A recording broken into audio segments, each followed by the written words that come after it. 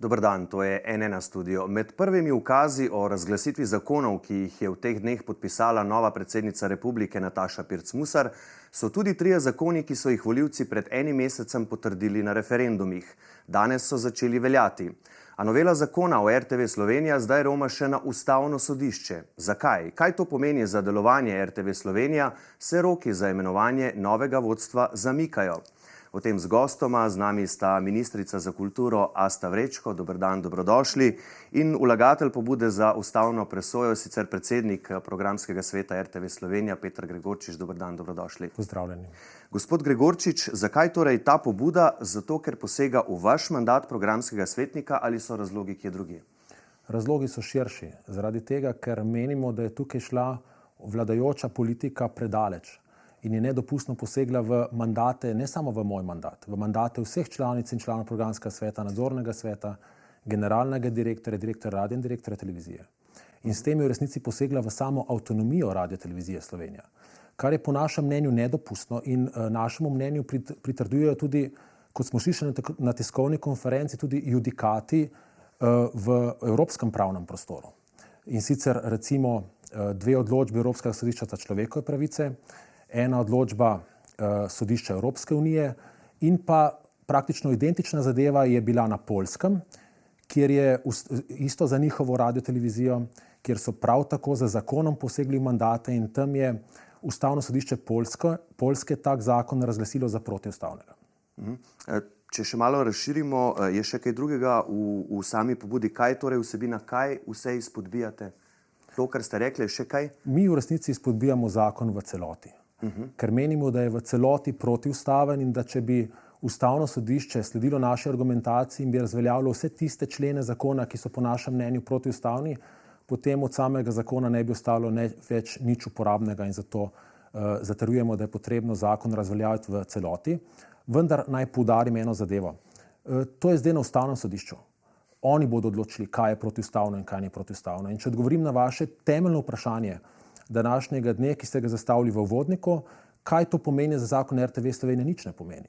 Zakon RTV Slovenija je bil včeraj objavljen v Uradnem listu, danes je stopil v veljavo, postopki so stekli in bodo tekli normalno, razen v primeru, ko bi Ustavno sodišče ocenilo, da je potrebno začasno zadržanje zakona, to tudi predlagamo. V tem primeru bi seveda bil zakon začasno, njegovo izvajanje začasno ustavljeno, vendar naj poudarim, to ni volja pobudnikov. Zato je očitek, da pobudniki želimo tukaj nagajati vladi neutemeljen.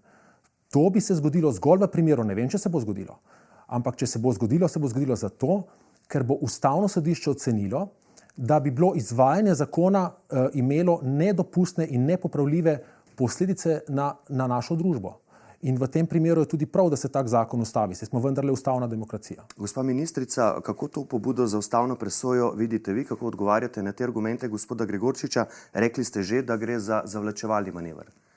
Najlepša hvala. Vsekakor mi menimo, da je zakon dober, pravzaprav so ga 2-krat potrdili, prvič je bil potrjen v parlamentu strani poslancev in poslank, nato pa so ga z večinsko voljo potrdili tudi ljudje na referendumu. In pri tem moram reči, da smo dobili izjemno dobre odzive, ljudje čakajo, vsakodnevno sprašujejo, kdaj se bo agonija na RTV-ju končala. Na nas se obračajo, kajti vsi vidimo, kaj se na RTV-ju v zadnjem času dogaja in to pospešeno, za kar je seveda odgovoren tudi programski svet, tudi predsednik, ki je tukaj z mano. Vsekakor menim, da je zakon, ki je danes stopil v veljavo, kot smo slišali, dober, da bo tudi prestal ustavno presojo. Spoštujemo to, da je bila vložena, to je demokratični postopek, ki je seveda lahko in je legitimen, ampak po našem mnenju gre zgolj za enega izmed zavlačevalnim manevrov, da se podaljšajo mandati in da se tam v bistvu dogaja še nadaljnja dekonstrukcija javnega medija, te naše največje medijske in kulturne hiše. Kaj se je dogajalo v zadnjem času, lahko vidi vsak. Nedavno so bile sporne kolektivne pogodbe, nedavno zaposlenim so se dala zlata padala in tako naprej.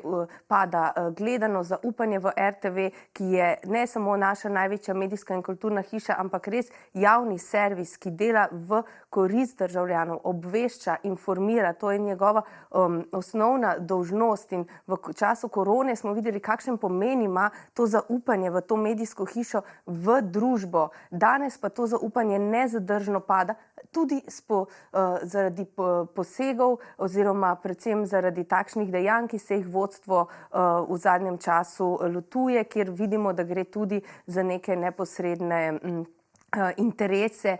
Verjetno tudi strankarske politike, lahko rečemo, konec koncev je strankarska politika tista, ki je po zdaj že prejšnjem zakonu imenovala programske svetnike in svetnice. Temu smo rekli ne že v kampanji, v naši stranki v Levici, odkar smo v parlamentu, govorimo, da to ni pravilno. Naša vlada je rekla na začetku, da se bo temu naredilo konec. Zakon civilne družbe se je upošteval in tukaj danes stojimo in imamo že v veljavi nov zakon, ki umika vso strankarsko politiko iz vodenja in upravljanja RTV Slovenija. Gospod Gregorčič, kako odgovarjate ministrici? Pravi tudi, da ste vi soodgovorni za to agonijo na RTV Slovenija. Ja, hvala lepa, gospod Orešič, za to vaše vprašanje, ker to je moje vprašanje gospe ministrici. Zelo rad bi slišal, kako sem odgovoren. Namreč ravno to je težava tega zakona. Ta zakon odstranja vodstvo z utemeljitvijo, da je odgovorno za slabe razmere. Vkolikor je nekdo osebno odgovoren, tako skladno s konvencijo o človekovih pravicah, kot tudi skladno z našo ustavo, ima pravico, da o tem odloči sodišče v kontradiktornem postopku. To pomeni v postopku, kjer ima tudi možnost podati svojo izjavo. Ukinitev mandatov brez takega postopka je protiustaven tudi zaradi tega, ker pač z zakonsko oblastno močjo prekine nek mandat. Zato mene resnično zanima, gospa ministrica, ker sem bil neposredno izpostavljen, če mi lahko navedete kakšen primer, kjer sem jaz odgovoren oziroma katera moja dejanja so tista, ki so škodovala Radioteleviziji Slovenija. To me resnično zanima tudi zato, ker bi rad ta dejanja, če res obstajajo, tudi popravil. Izvolite, gospod. Seveda mi ne gre polagati nobenih besed v usta. Jaz nisem nikoli rekla, da gre pri zakonu za to, da se skrajša ali prekine mandat. Pri zakonu je ključno to, da se ustavi in da se ne strankarska politika več vpleta v vodenje in upravljanje RTV Slovenija. To je ključno.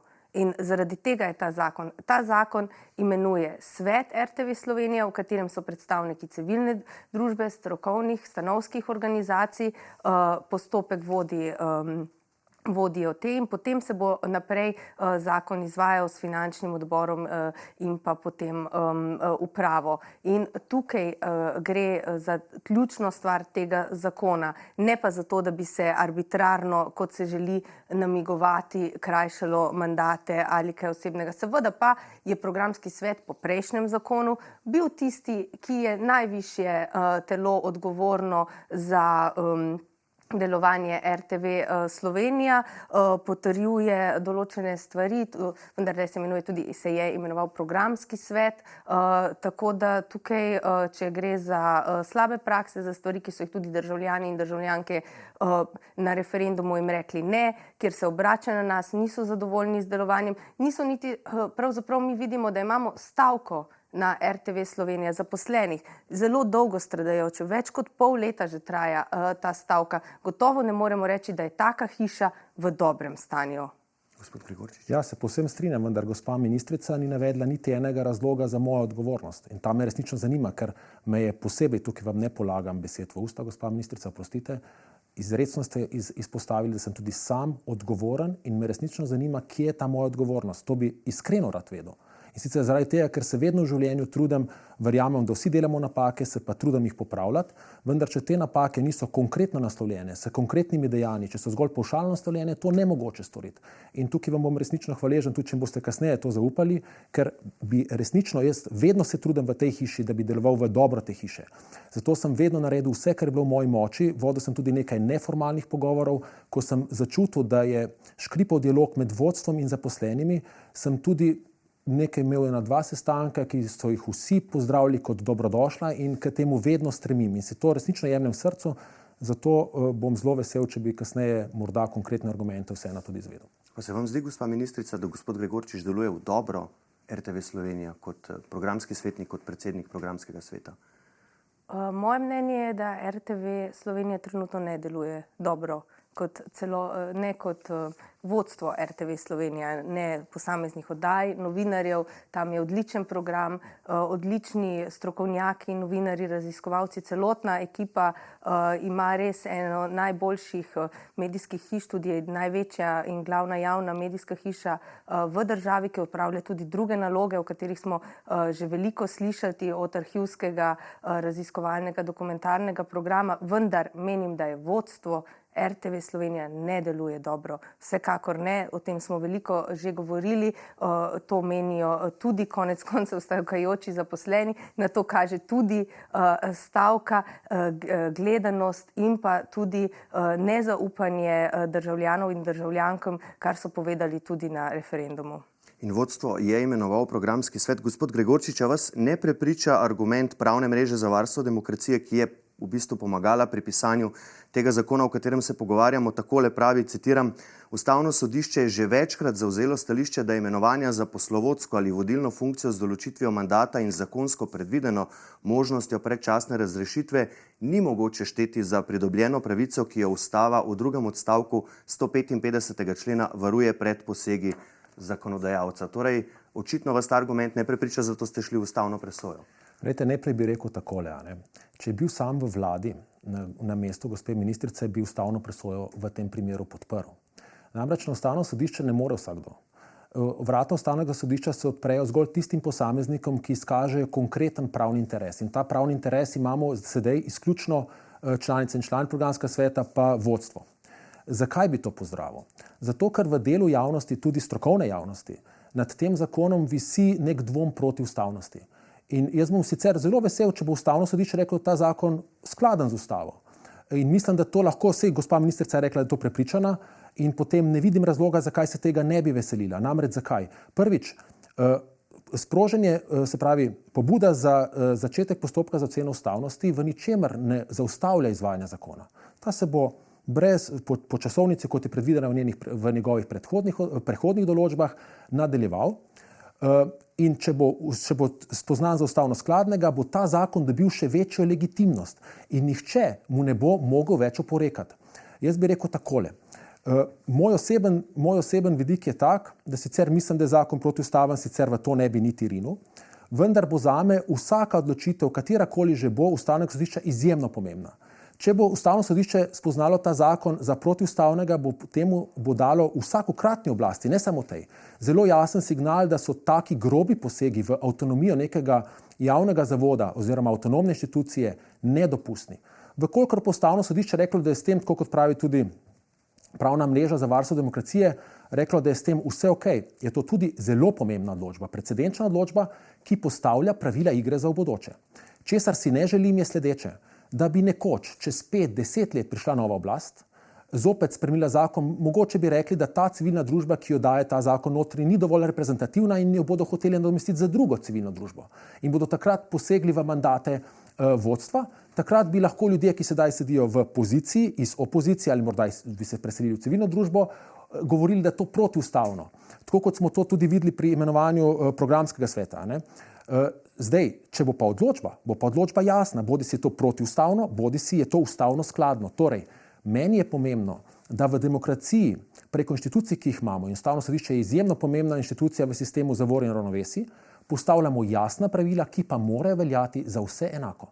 In to je en izmed pomembnih ciljev tudi te pobude. Postavitev jasnih pravil, pravi gospod Gregorčič, kaj pravite vi, ali obstaja dejansko ta nevarnost, o kateri govori, da bi potem, ne vem, čez 4 leta, čez 8 let, katerakoli vlada presodila in posegala v mandate na tak način? Poglejte, naj spomnim, da zakon, ki je do sedaj veljal, je podobno naredil seveda zakonodaje, ko se sprejme nova zakonodaja, ki spreminja upravljanje in vodenje RTV Slovenije, seveda potem tudi spremeni sestavo najvišjega organa, torej programskega sveta, v svet Vlada, Republika Slovenija, parlament je tisti, ki zakone sprejema. Ta zakon je bil tudi, še enkrat naj povem, več kot 60% potrjen med ljudstvom, med ljudmi. Glede avtonomije pa je jasno, da ta zakon zagotavlja veliko večjo avtonomijo. Mi smo tisti, ki se želimo neodvisne in avtonomne RTV. Kar pa se dogaja sedaj, to žal ni. Institut programskih svetnikov, imenovanih v državnem zboru preko političnih strank, se je izkoristil do skrajnosti. Tukaj je šlo do popolne politizacije, ki se je zgodila v 20 letih izvajanja tega zakona. In kar vidimo sedaj, je ravno nasprotno temu, kar bi naj RTV Slovenija bila. Torej, neodvisna in avtonomna institucija. In zakonodaja je tista, ki to avtonomnost omogoča. In ta nov zakon, ki sedaj velja, jo bo omogočil. Nikoli pa nikdar se ni nihče vpletal in si ne želi vpletati v avtonomijo RTV Slovenija. To smo na Ministrstvu za kulturo in na vladi večkrat poudarili, se tega držali, da je ravno avtonomija tista, ki omogoča delovanje javnega medija, ne pa vmešavanje politike. Gospod Gregorčič, vi pravite, zagotavljate, da ta ustavna presoja ne zamika nobenih rokov, kar se tiče, ki jih določa ta zakon, kar se tiče imenovanja novega vodstva, novega sveta RTV. Ta se mora formirati najkasneje v 60 dneh po uveljavitvi te novele. Torej, tu zagotavljate, da se nič ne spreminja, razen če ustavno sodišče začasno zadrži ta zakon, ne? Ja, to ne da zagotavljam, tako je naš pravni red urejen. Se pravi, to ne zdrži ničesar, razen v primeru, ko bi ustavno sodišče sledilo našemu predlogu za začasno zdržanje, ampak v tem primeru gre tukaj za strokovno odločitev ustavnega sodišča. In jaz mislim in verjamem, da ta vlada, ki prisega na strokovnost, s tako odločitvijo ustavnega sodišča ne bo imela nikakršnih težav. Jaz sprašujem zato, ker je pa več ministrica rekla, vi pa še vedno pravite, da gre za zavlačevalni manever, čeprav ni nujno, da se bodo zdaj te stvari, ti roki raztegnili, zamaknili, ne? No, pa se niso zavlačevalni manevri zgolj te, kar bo storilo ustavno sodišče. Tukaj se celo strinjam s predsednikom. Ustavno sodišče je vsekakor avtonomno in vsako odločitev je potrebno spoštovati. Ampak to, da se mi sedaj pogovarjamo o tem, o mnenju predsednika programskega sveta, o njegovem mandatu in tako naprej. To so vse manevri, ki dajo neko možnost v medijih pojasnjevati svoje mnenje in nestrinjanje in seveda tudi nekako legitimizirati svoje poteze. V tem smislu govorim o tem, glede ustavnega sodišča pa si ne bi niti drznila nikakor namigovati, kakšna bo njihova presoja, vsaka je vsekakor pravilna. Zakaj pa potem mislite, da je šel v ustavno presojo potem takem? Ja, verjetno zato, ker kot je povedal predsednik, si želi, da se pač zakon ne začne izvajati. Do njega vprašajte. Jaz bi tukaj samo eno stvar, čeprav sem razumel ministrico, ki me zelo skrbi. Če sem zelo pozorno poslušal gospa ministrica, vi ste pravkar rekli, če sem vas prav razumel, če sem napak, me prosim popravite, da je nedopustno, da se meni daje javni prostor povedati moje mnenje. Glejte, nisem rekla, počakajte malo. No, potem pa v redu. Ker sem razumel, da je problem, ki ga imate s tem zakonom, oziroma s to razpravo o tem, da zdaj jaz pojasnjujem svoje stališča in jim s tem dajete legitimiteto. To je vaša legitimna pravica. To ste vi izjavili, me samo zanima, ali ste to tako mislili. Ne, vsekakor ne. To me zelo veseli, ker to bi pač pomenil, po mojem mnenju, nedopusten poseg v svobodo govora. Sam sem izjemen zagovornik svobode govora, zato tudi nikdar nisem recimo kakšnih novinarjev, ki so bili žaljivi in so jih drugi napadali, tega nikdar nisem počel. To je vaša pravica, tako je vaša pravica tudi dati ustavno presojo, ki jo seveda absolutno spoštujem, kot smo že velikokrat povedali. Super, to me zelo veseli. To sta razčistila, če lahko še se odzovete vsebinsko na to, kar je ministrica povedala. Vprašanje, kaj je bilo točno? Glede rokov smo se pogovarjali in glede vaših namenov. Jaz sem povedal, kaj je naš namen. Naš namen je pač izpostaviti zakon ustavni presoji, ker menimo, da nedopustno posega v naše mandate. in pač vesel bom kakršnekoli odločitve Ustavnega sodišča, se mi pa zdi zelo pomembno za našo demokracijo, za njeno zrelost, da do neke vsebinske odločitve Ustavnega sodišča tukaj pride, da bodo pravila igre jasna tudi za bodoče, za vse, ki bodo tudi kasneje vladali tej državi. Kako bo v vmesnem obdobju sploh, če pride do začasnega zadržanja zakona, deloval programski svet, ki ga vodite? Kaj to pomeni za njegove odločitve, za programsko-produkcijski načrt, ki je najpomembnejši dokument javnega zavoda? Kako bo zdaj to izgledalo? Glejte, zdaj tukaj sta dva scenarija. Najprej, zdaj se pravi, zakon velja. In iz te predpostavke moramo izhajati, da bo zakon veljal do svojega pač konca, dokler ga zakonodajalec s svojo voljo, legitimno voljo ne bo spremenil. Zdaj se pravi, zakonodajalec je sam predvidel roke oziroma neke prehodne določbe, kako v tem vmesnem obdobju imenovanega novega sveta RTV Slovenija deluje. Rekel je takole, da imamo člani programskega sveta, člani nadzornega sveta, generalni direktor in direktor radio in televizije, vse tiste pristojnosti, ki smo jih imeli na včerajšnji dan, torej na dan pred uveljavitvijo zakona. To je verjetno zakonodajalec predvidel zato, ker ne more te hiše pustiti v nekem začasnem brezvladju, brez nekega vodstva. Torej, dokler se ne bo konstituiral svet, nov svet, skladno s tem zakonom, to pomeni, dokler v uradnem listu ne bodo objavljeni sklepi o imenovanju oziroma izvolitvi 9 članic in članov sveta, bo programski svet, tako kot do zdaj, nadaljeval se svojim delom in bo sprejemal odločitve, tako kot jih je sprejemal do zdaj. In jaz tukaj ne vidim nobene težave. Gospa ministrica, kaj to po vaše pomeni za razmere na RTV Slovenija? Ocenili ste, da so slabe, ali to pomeni ta ustavna presoja, da bodo zdaj še slabše? Jaz mislim, da je bil jasen signal, da se morajo zadeve na RTV urediti, tudi usesti z stavkajočimi, prisluhniti ljudem, prisluhniti poslušalcem in gledalcem in seveda se morajo začeti razmere na RTV Slovenija urejati. Tako da, če ni bil dovolj jasen signal že na referendumu, zdaj, ko je uveljavitev zakona, tako da več kot to žal ne morem reči, kot to, da pač to je vsekakor znak, da neke stvari ne grejo na RTV v pravo smer in da to očitno vidijo in slišijo tudi vsi, ki spremljamo program RTV Slovenija. Kaj pa boste naredili, če bo Ustavno sodišče ugotovilo, da je zakon neustaven, ga začasno vmes predtem še zadržalo, se boste lotili pisanja novega besedila ali boste pustili stanje takšno, kot je? Stanje kot takšno, kot je, še enkrat naj povem, ni primerno. Očitno je to, vsak dan slišimo o novih stvareh, ki se dogajajo na RTV, ki sprožajo odzive v javnosti. Seveda pa bomo o tem, kaj bo, ko bo, tudi sami lahko videli šele potem, ko bo Ustavno sodišče povedalo svoje mnenje in razsodbo. Obstaja pa možnost, seveda, da spišete nov zakon, ne? Ta možnost tudi obstaja, ne?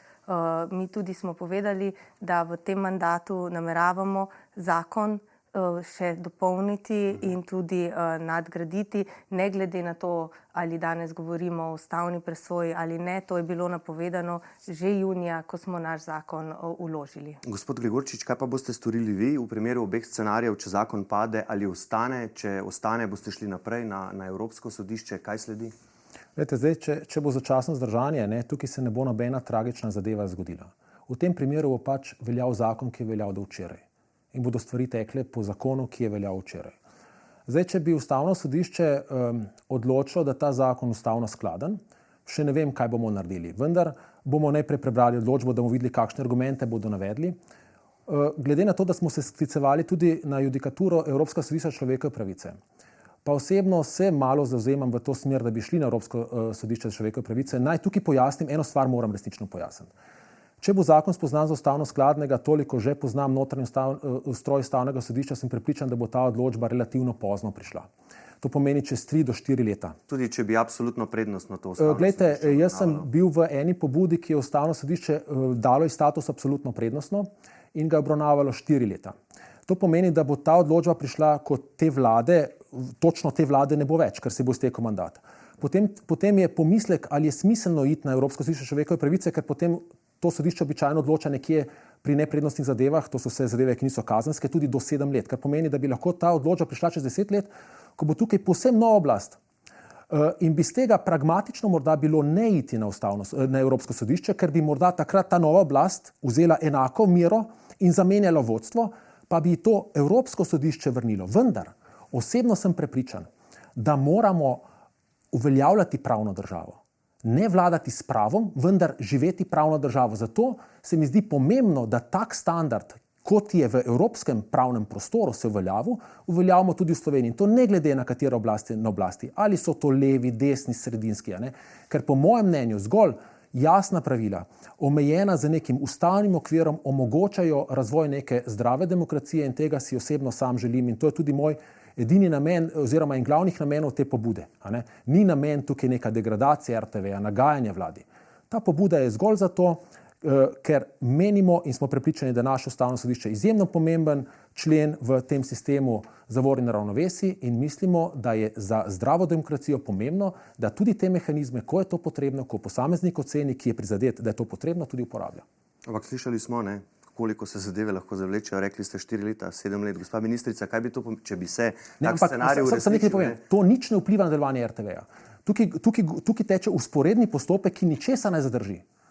Tukaj gre bolj za problematičnost našega sodnega sistema, ki je že večkrat dobilo zaušnico iz Evropske unije za nedopustno dolgotrajnost sodnih postopkov.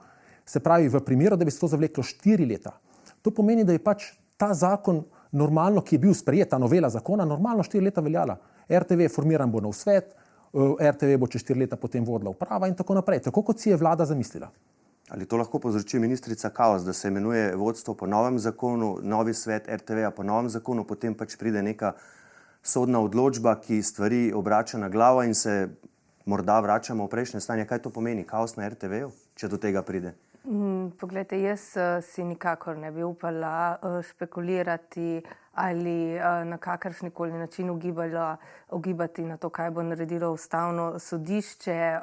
Sama nisem pravnica in pa tudi ustavnemu sodišču popolnoma zaupam, tako da tukaj enostavno se mi zdi preveč špekulacij, da bi lahko na karkoli glede tega odgovarjala. Naš zakon, kot je rečeno, kot je tudi povedal predsednik, ne ustvarja nobenega kaosa, so prehodne določbe, s tem se bo šlo naprej z izvajanjem in tukaj bo potekalo delo povsem normalno, kar se tiče dela na RTV-ju. Pri samem koncu smo za konec na kratko, prosim oba, gospod Gregorčič, zakaj menite, da je ta zakon slab, gospa ministrica, zakaj menite, da je dober, najprej vi, gospod Gregorčič?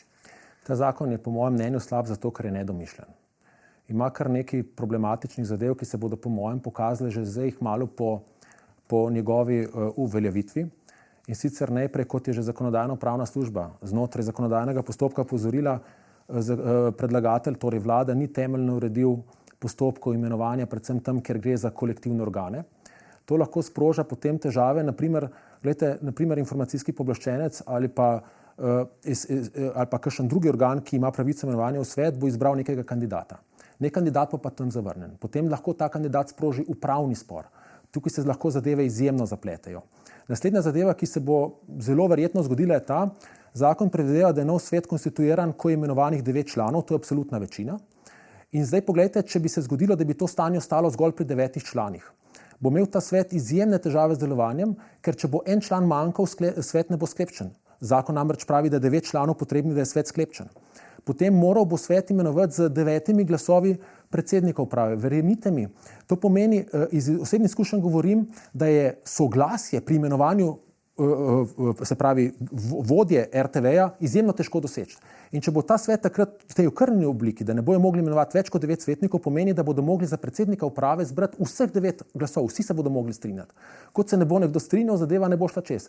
In tukaj jaz vidim veliko večjo nevarnost, da ta zakon ne bo implementiran, kot je zamišljen, bolj kot nevarnost, da bi ustavno sodišče kakorkoli intervenirano. Tako da ta zakon ima te težave in ko sem bil prejšnji teden v Odmevih s predstavnikom ministrstva, je potrdil, da te težave so in je nekako rekel, ampak to bomo že sproti reševali. Glejte, to me izjemno skrbi. Zakonodaja, ki je ureja tako pomembno področje, kot je medijsko področje našega nacionalnega medija, ne more biti tako nedomišljena, da predstavniki oblasti v informativnih oddajah priznajo, da so bili nedosledni in da bodo to že sproti reševali, ko bodo videli, kako se bodo zadeve razpletale. Tudi zaradi tega smo predlagali začasno zadržanje tega zakona. Gospa ministrica, za konec, zakaj je zakon po vaše dober? Ta zakon je dober predvsem zato, ker na eni strani umika strankarsko politiko iz vodenja in upravljanja RTV Slovenija, daje večjo možnost pri odločitvah zaposlenim, uvaja organ uprave, 4-članska uprava, v kateri je tudi delavski direktor, posodablja določene stvari, ki pač niso bile takrat, ko je prejšnji zakon stopil v veljavo. Tukaj tudi govorimo torej o direktorju digitalnih vsebin, ki ga do zdaj ni bilo, namreč tudi medijska krajina in družbeno komuniciranje se je vendarle spremenilo v 20 letih, česar pravzaprav ne naslavljamo v teh debatih, ker govorimo zgolj o teh svetu RTV oziroma nekdanjem programskem svetu. Tako da tukaj moram tudi povedati, da na Ministrstvu za kulturo smo pristojni za interpretacijo in pa zato, da se bo zakon uveljavil. Imamo tudi, bomo pomagali pri tem,